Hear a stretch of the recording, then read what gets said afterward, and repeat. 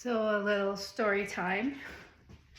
Um, so I'm letting my natural color grow out, and I'm a very impatient person, or at least when I want to change, then I need to do it at that moment. I've learned, actually, I've actually become very patient, or at least I've learned tactics to help myself kind of push pause on things. So for a long time, I was like, what am I going to do? Do I shave it again? What do I do? So I had it in a ponytail. I was kind of braiding the sides, and I realized I really don't want to have my hair long right now. At least during the grow out phase, it's just easier to have it shorter and just keep trimming. Um, I was contemplating actually bleaching the tinted color, but I would have to get it done because I wouldn't be able to not overlap on my natural color, and then that's a whole process. So I was thinking of doing that, going down and getting it match what my color is now, which would be a lot of foils, a lot of time, money, product. And I just thought, it's fine, just let it grow out. Your hair's not that long, and you can just trim it. So we'll see. I mean, that might change. But anyway, what I do know about myself is that when I need something to change, it's always been my hair. This question was asked by my coach, Mia, who everyone needs a coach. The professional athletes have a coach. And it's because the coach can see things that we're not seeing as the player in our life, right? In our game. And they have our best interest. They want us to win. They see things that other players are doing and just the whole. But they also see things about us that is our potential. And they're able to give us cues. The right coach can give you cues that just make it click. It might be something you've heard before. It might be something you actually know. But the way it's presented, if they're holding space for you to be able to unpack and really understand that a simple question that she asked was, when did you start feeling that way about your hair? I'll backpedal a little bit and tell you what that was.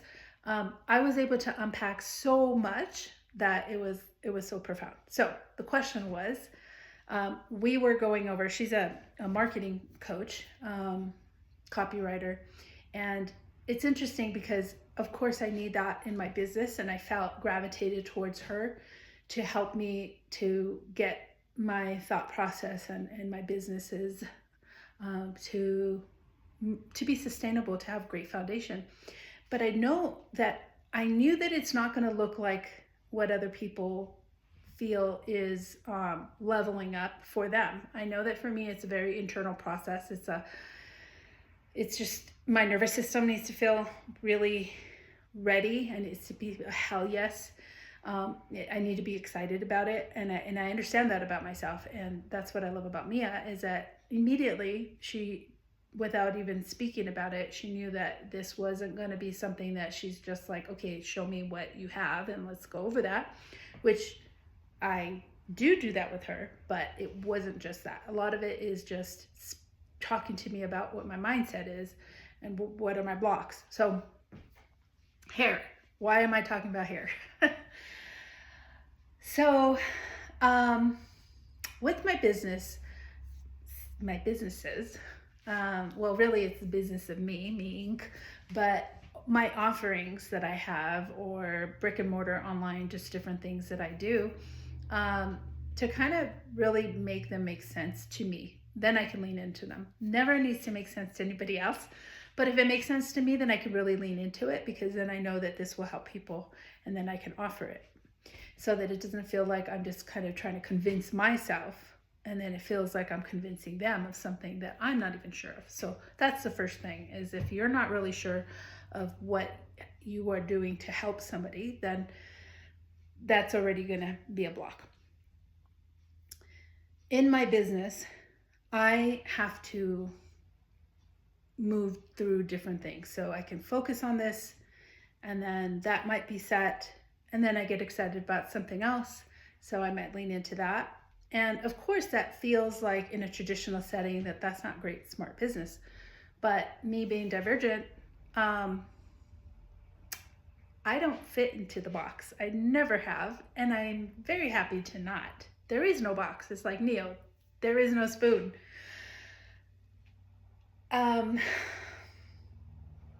So just kind of for a long time that like I grappled with that okay, I get this thing set and then I bounce off to this. And that's why I was really good at helping other people, like consulting them in their business, because it was fun, because it wasn't my business and I was able to see things. I know that's why I'm a great coach, because I'm able to see potential in things, and I'm able to like pull different ideas and hear what they're saying and then translate that into kind of like how they want to have it within the parameter of what they're capable of and what they're even ready to do, and then help them get that set. And it was fun because it's like I can then do that and then walk away, and it was that dopamine hit. But it's my turn. I need to set myself and do my offerings. So I happen to just, as talking to Mia, I'm able to just like spin and just kind of share. And the topic of hair came up. Like with hair, I've always been where I don't really care, that I knew I needed to be more like how I am with hair, where it's for me. And since I was, I don't, if somebody doesn't like it, it's okay. But I also know that sometimes I don't like how it comes out, especially when I was younger and I was experimenting a lot.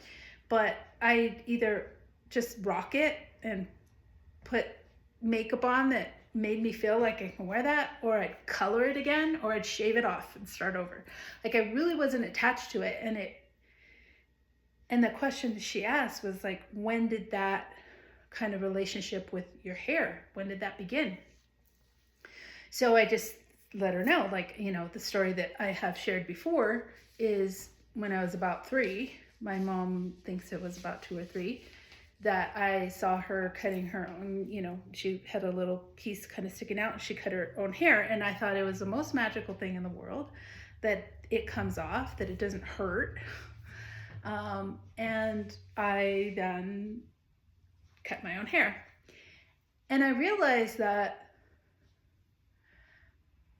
it was the way my mom reacted is what really made my love for experimenting with my hair and hair in general as a medium, was she laughed. She laughed. And I thought, okay, it's funny, And my older sister of 6 years, I guess I had curly hair, and my sister, of course, only being 8 or 9, she would brush my hair, and I was like a doll. And when my mom took me to go pick up my older brother and sisters, my sister started crying, and I felt kind of surprised she was crying because my mom laughed. And I think because my mom didn't, even though I felt bad for my sister, but that my mom was like, it's fine, it'll grow back. It really gave me permission to not be so attached to it. And then another realization happened as I'm just like sharing with Mia. No other question was asked. It was just me, when somebody's really holding space and letting you unpack these things, that's what a good coach is. And I know, it sounds like, yeah, but you came up with it on your own, but it was that I knew that I can just keep talking and thinking and unpacking. I wasn't worried about the way I answered or how she was expecting me to answer, or even if I knew the answer, that I could just, that's literally what holding space is. She just held space, and I just kept connecting dots. And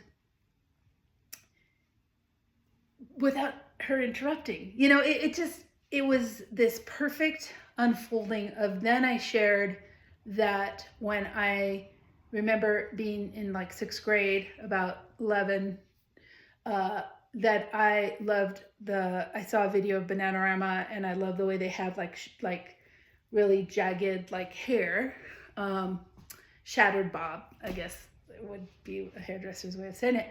And I cut my own hair. And I was really excited. I was really proud of it. I thought it came out great.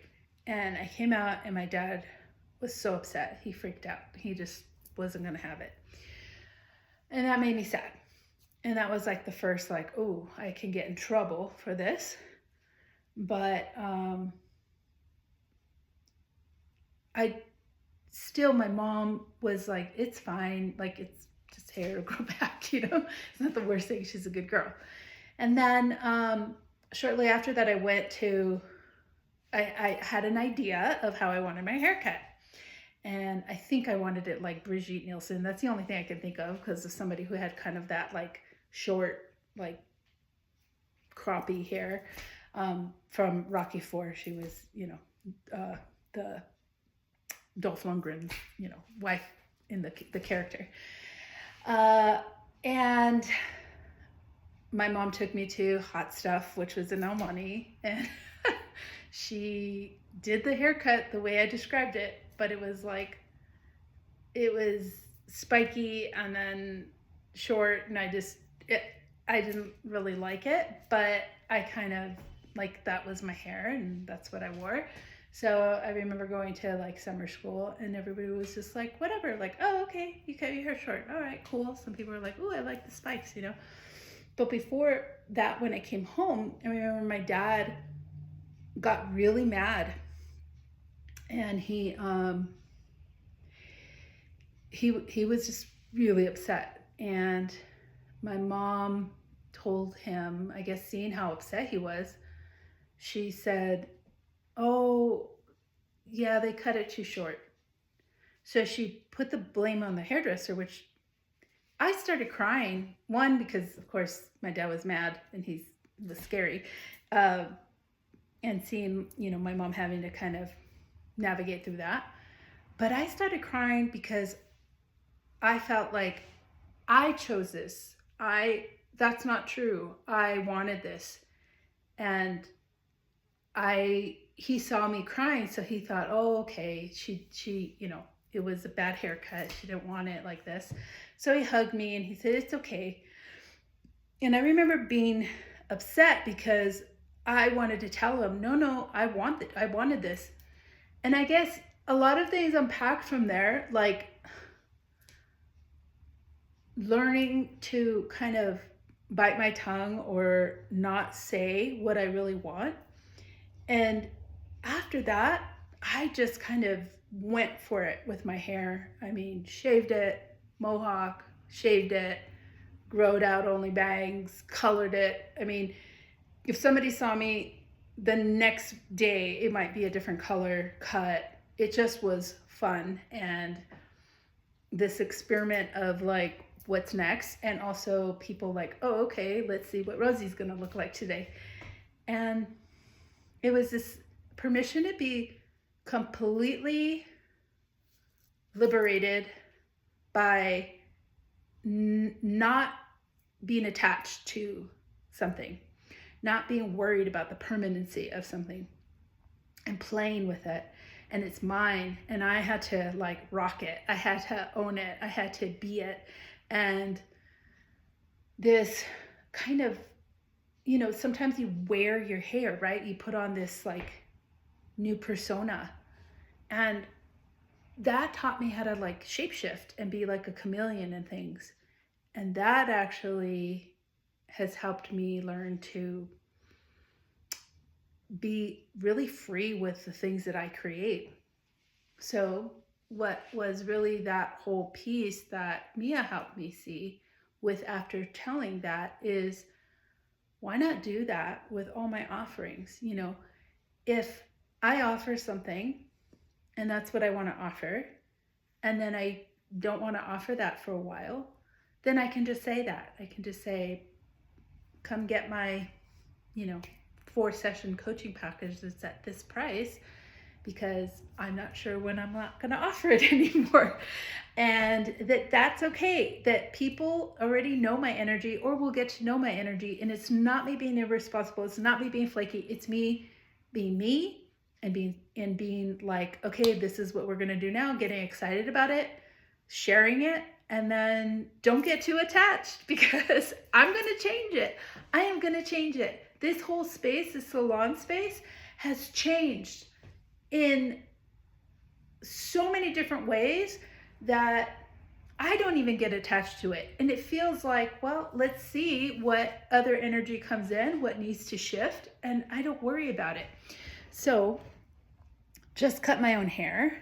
That's another thing that I don't ever worry about because it'll grow back.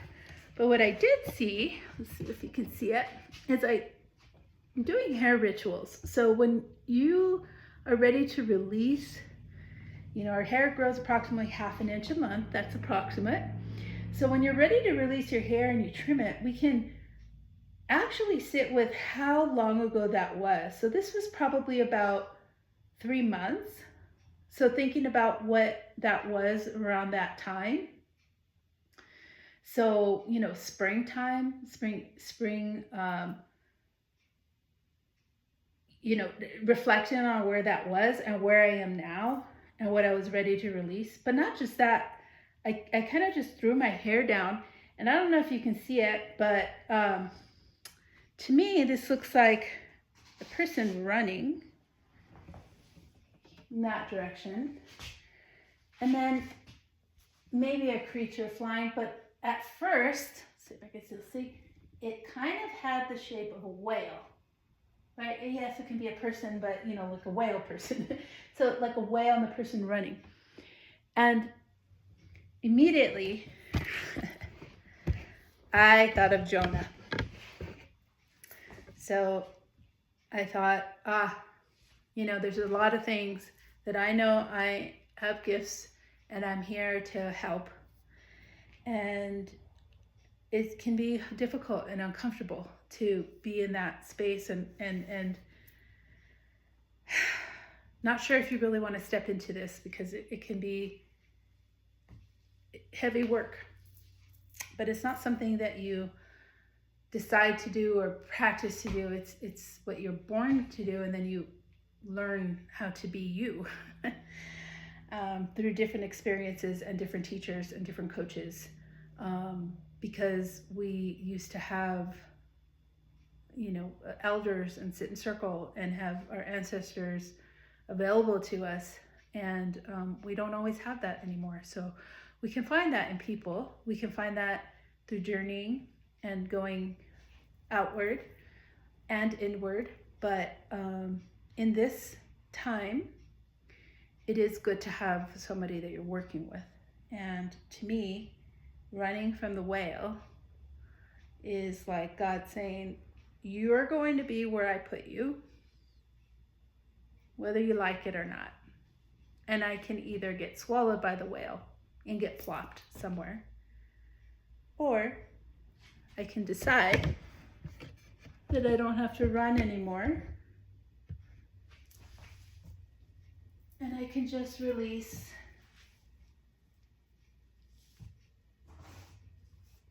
the last few months that might have been difficult, might have been some uncomfortable conversations, might have been some times of not sure if this is the right thing to do.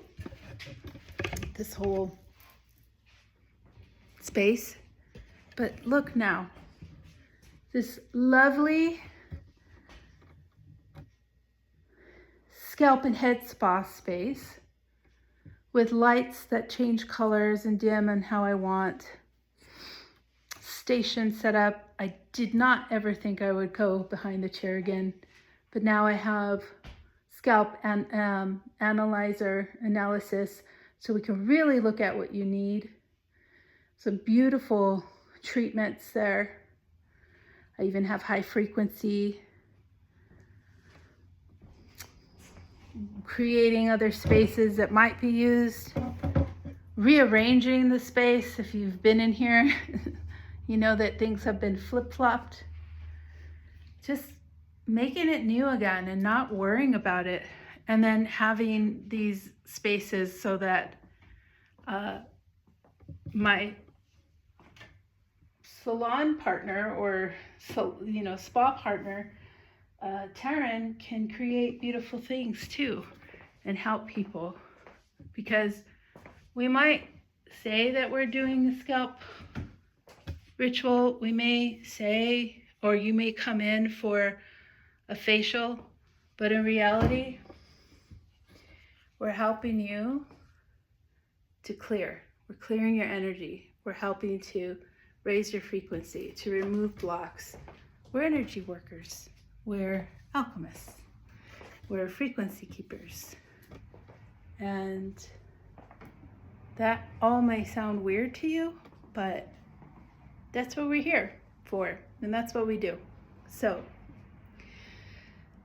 if you would like to get pampered and nourished with a wonderful scalp ritual, hair ritual, just bathing in having a shampoo and your head massage while you're lying down, with your head steamed, with red light therapy, with tuning forks and sound therapy, and having a facial and massage and adding on to more things, then just know that there's more to it. You're going to get more out of it. You're going to feel amazing every time you come in and every time you leave, because we know that we are here to help in more than just superficial ways. It's not just doing hair. It's not just helping your skin. This is helping your energetic body, and it might change. So if this sounds like something you want to do, come in now, because it will evolve. And I don't know how it's going to evolve. But if you want to come on this journey right now and go on with us, then let us know.